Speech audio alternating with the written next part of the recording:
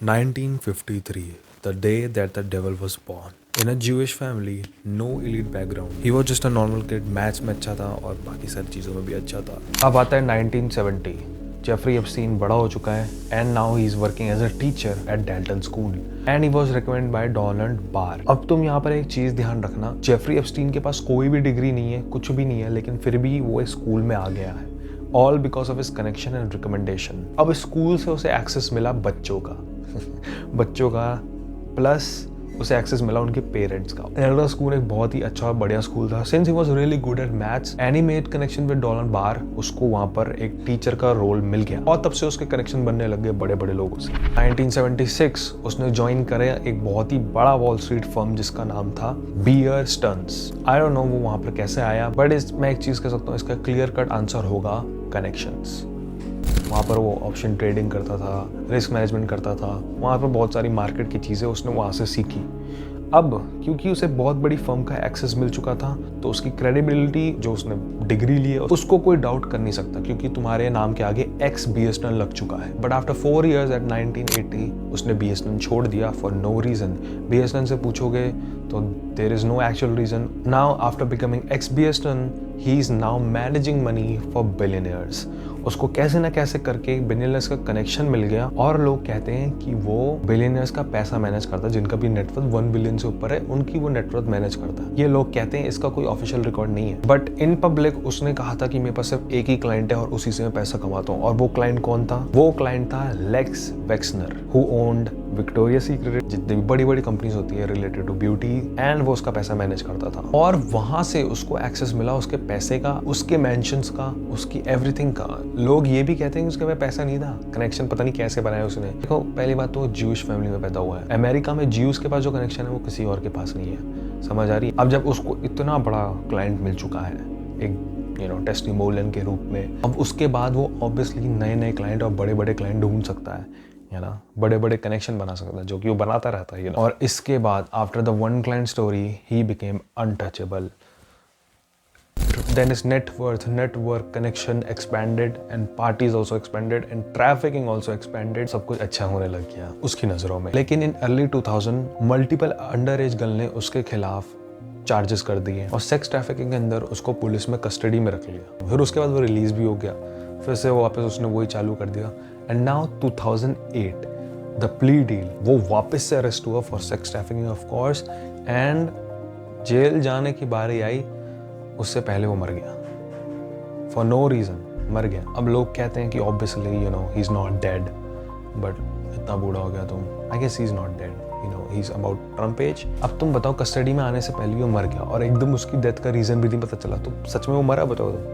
और जो ये क्लिप्स दिखाई गई है ना उसके जेल की, वो भी आधी कटी हुई हैं. अब आता है तुम सबका favourite, the island. Well actually में 2 आइलैंड थे, लिटिल सेंट जेम्स और Great Saint James. Little Saint James the popular one, the Epstein island, and वहाँ पे बहुत कुछ होता था भाई, बहुत कुछ.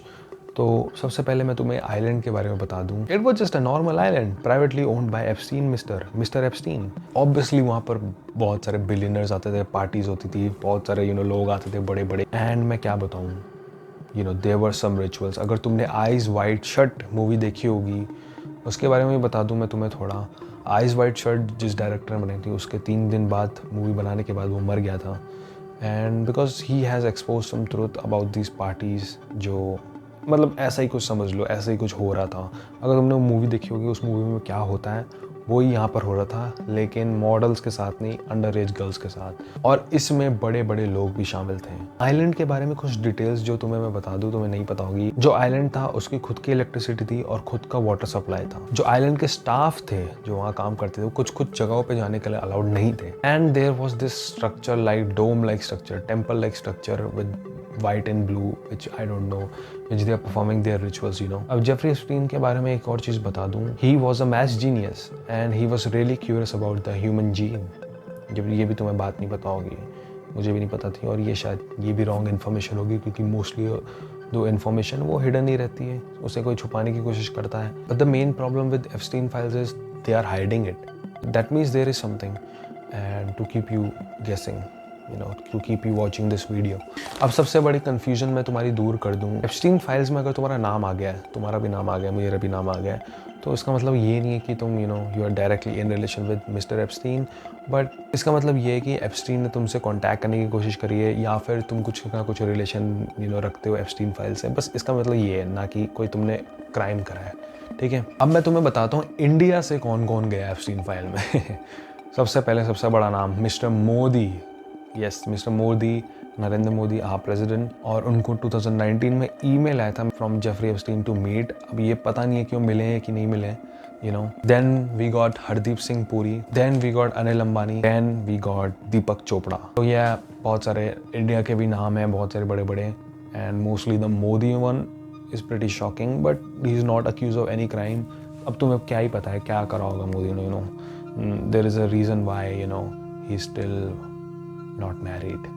अब करंट सिनेरियो में बात करें, ये जो जेफरी एप्स्टीन फाइल है ये एकदम से आने कैसे लग गई? इसका सिंपल रीज़न है, कांग्रेस ने अभी एक रूल निकाला है कि उसको सर्च करा जाए। यूएस कांग्रेस ने निकाला है, तो डोनाल्ड ट्रंप को ये पास करना पड़ा। एंड जेफरी एप्स्टीन फाइल से बहुत सारी फोटोज, 1 लाख से भी ऊपर पेजेस निकल के आए हैं। अब बाबा ट्रंप भी तो इसमें शामिल थे। ट्रंप का ही तो भाई बहुत तगड़ा ही है ना, ट्रंप का हाथ है इसमें। एंड डेफिनेटली ट्रंप ने भी कुछ ना कुछ तो करा ही होगा, and he is hiding it obviously. When he was young, he was a macho man.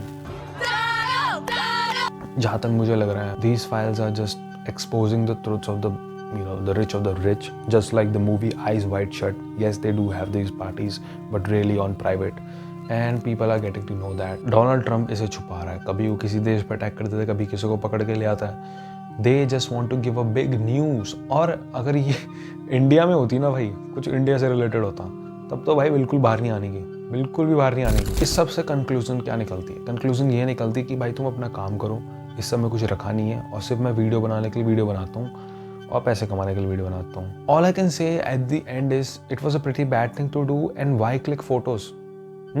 इतनी फोटोज बनाने की क्या जरूरत थी भाई एप्स्टीन भाई? इतनी फोटो खींचने की क्या जरूरत थी? मतलब ये हो सकता है कि फोटोज खींच के वो इन पे कंट्रोल करेगा ऑब्वियसली। वो ये संतुष्ट करना चाह रहा होगा कि अगर मैं गया तो तुम भी जाओगे फोटोज खींचकर। मेरे को तो यही लगता है कि फोटोज क्यों है इतनी ज्यादा। एंड ऑब्वियसली जब आइलैंड इमीडिएटली कैप्चर नहीं हुआ था, वहां तक जाने में भी बहुत टाइम लग गया था इनको। डोनाल्ड ट्रंप अगर इसमें है एप्स्टीन फाइल में, तो इस पे ध्यान ही नहीं देगा ना कोई। मतलब ध्यान तो सब देंगे, लेकिन वो छुपा देगा, वो बोल देगा मत करो बस। इसलिए तो नहीं आ पा रही ज्यादा फाइल्स।